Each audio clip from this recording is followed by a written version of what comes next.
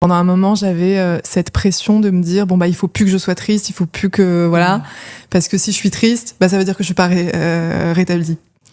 Et j'avais eu cette conversation avec mon psychiatre où pareil pendant un moment je me disais bah est-ce que ça veut dire que j'ai rechuté et tout, parce qu'il y a toujours cette peur de la rechute, alors que en vrai c'est pas grave de rechuter, c'est même comme ça qu'on apprend, enfin voilà, ne pas avoir peur de rechuter, c'est hyper ok.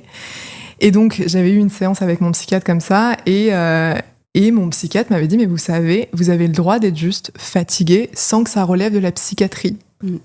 Et ça, c'était révolutionnaire pour moi, parce que c'est vrai que systématiquement dans mon parcours de soins, donc moi je suis suivie, on va dire depuis mes 14 ans, dans ce truc-là, avec des interruptions et tout, évidemment, mais grosso modo, j'ai connu la psychiatrie vers 15-16, psychologue à 14 ans.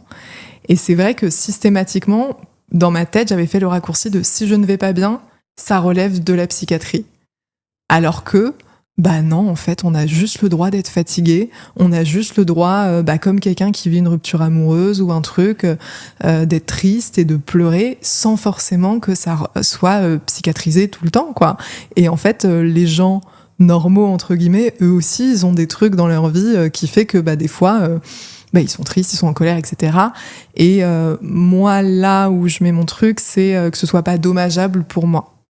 Ça, c'est moi, c'est mon repère. C'est voilà. En fait, il y a pas de comportement dommageable. C'est pas quelque chose qui handicape profondément ma vie, etc. Et du coup, c'est ok pour moi là-dedans, quoi.